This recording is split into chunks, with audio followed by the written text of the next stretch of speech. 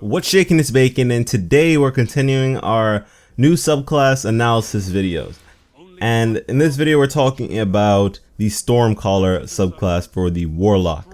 And before I go any further, I have to say this is the most OP thing they could have ever created. This thing is just broken as hell. Like, thinking of this in PvP is just, why the hell is it this strong? Why does it have all these things that are just like amplifying Warlock stereotypes of power? Stereotypes of power, things that have made Warlocks always dominate. Even though originally they were thought to be glass cannons, they become tanks. They can just fill any role, and this is just solidifying it. The fact that Warlocks are the master race, and I do not rep Warlocks like that. I'm more of a hunter, man. And I don't mind not being the master race, but damn, this is just too much. So let's just start up. Grenades, we have pulse grenade, that is a certain radius of damage. Then the storm grenade, it's basically a pocket storm. You get to just throw a storm at people. I think this is more PvE oriented though, and it seems like that's the common thing with these new grenades. The second slot is usually PvE. And then lastly, we have the Axion Bolt. This is something that we are familiar with if you have ever used a hunter. And you should also be familiar with the damage of this thing. It spins around chains and just decimates people around. Next we have our glides. Focus control, focus burst, and balance glide. This is kind of cool. I mean, balance glide. The last one is bonus speed and control, and I don't know, I that sounds something good to me. It of course won't have as much control as focus control, but that additional speed, you might be a little bit slow as a Warlock, so it's a good balance of both worlds. Next we have our super Stormtrance. The first one being landfall. Upon casting, fire a bolt of lightning into the ground, creating a shockwave. Bruh. You see, this is why I'm saying this shit is crazy OP. That's basically a Titan Slam. That's basically a Titan Slam to start up. So you can kill people without even using super energy to begin with. You just cast it, boom, blows up.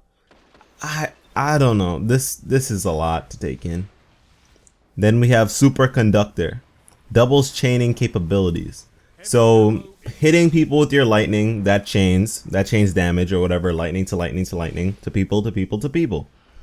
And this doubles that chaining capability. I'd have to see what the chaining capability to begin with is before I even dabble with this. Then we have Ionic Blink. Press L3 to teleport during super. So you have Blink, but not normally. You have Blink in super. And I don't know, I feel like this is going to end up being an exotic. For some reason, I feel like this is going to be an exotic. So it's like a double dip. So you'll be able to take another one of these Stormtrance abilities. And thinking about them together, any of them is disgusting. Especially the Superconductor and the Ionic Blink. That sounds terrible together. It sounds like a monstrosity. Then we have Thunderstrike. That's our melee. Chain lightning. Thunderstrike chains to another nearby enemy. I don't know how good this is gonna actually be. I mean, they say it kind of chains pretty far, so I don't know. I mean, do you really need that for the second guy? I feel like this is gonna lead to a lot of like kills being stolen. Like, you're both fighting, you have another teammate and you're both fighting someone, and then you chain and it just kills the other guy while he's ready for the second hit.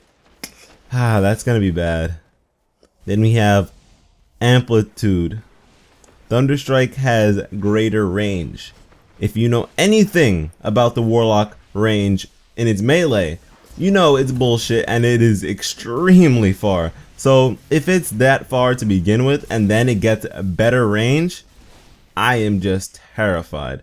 If it's a normal melee and then it goes to regular Warlock range, okay, that's a better trade-off. That makes more sense. Then we have Rising Storm. Hits with your Thunderstrike melee, recharge your super, and melee energy.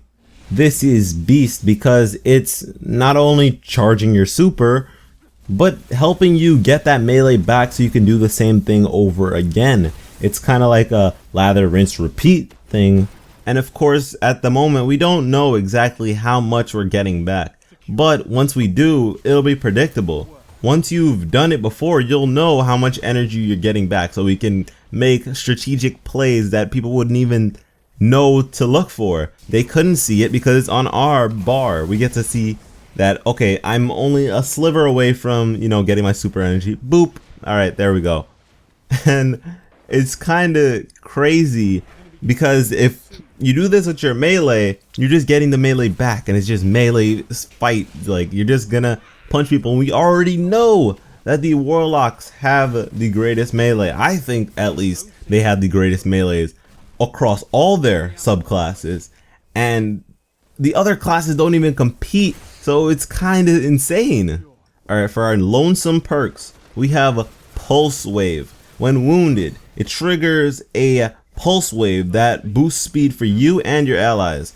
So if you're hurt after a gunfight, you can just run really fast. You can get out of there really quick. I think this is awesome because when you're a skilled player, you know when to back off. You know when you can't even do anything, when you're powerless, what your limits are. So this is really good for just actually getting out of there alive.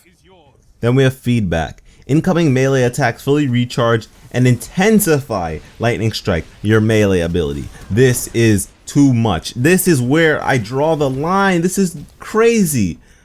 Because if I'm in a melee fight with a Warlock, I'm gonna lose. I'm going to lose because that second hit they get on me is going to be super charged pretty much.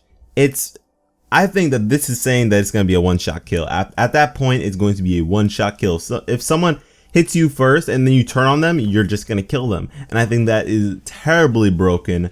I think that's not fair at all when it comes to a melee fight, because first off, if they have more range, oh my gosh, this is dangerous in its purest form. This is evil.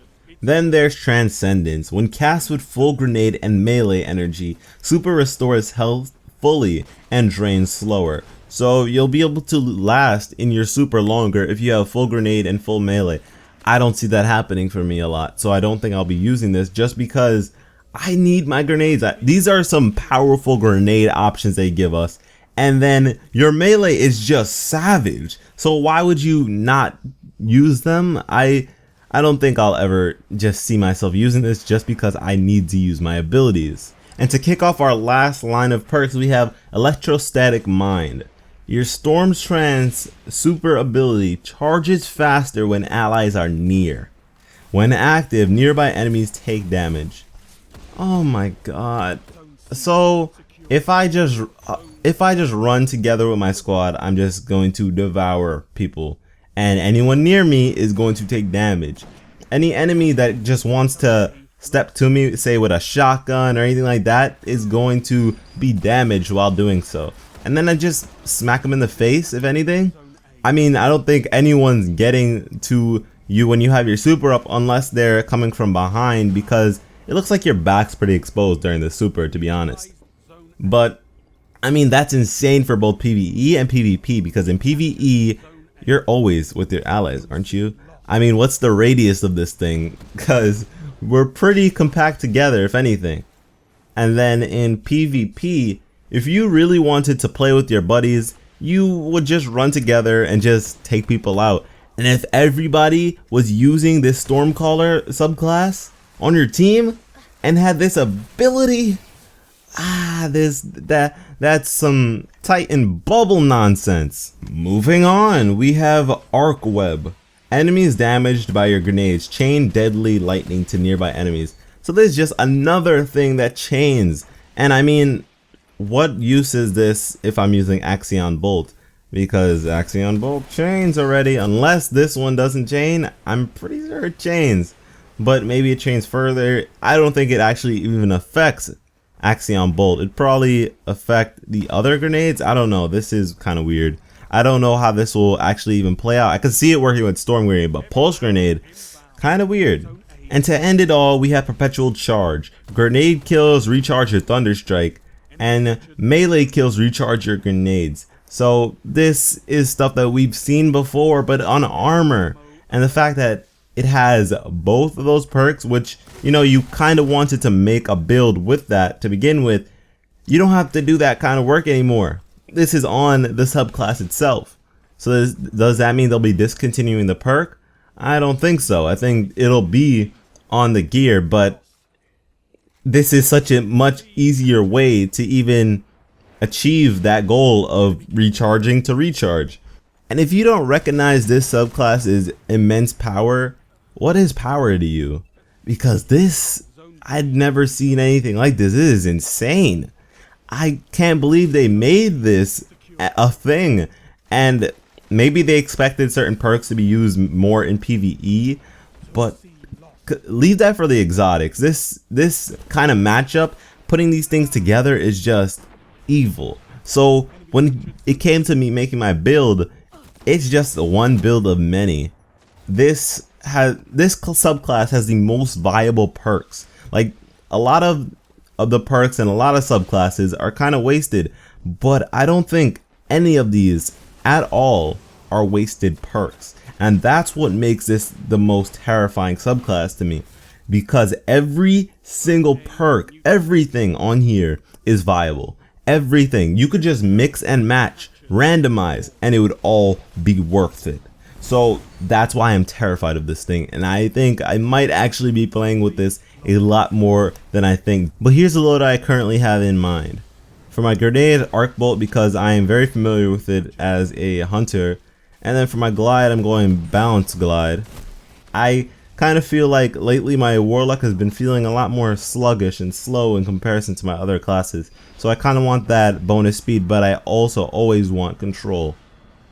And then for my Stormtrance, I think I'm going landfall, because if I can Titan Slam to start it up, you know I'm going to be hype.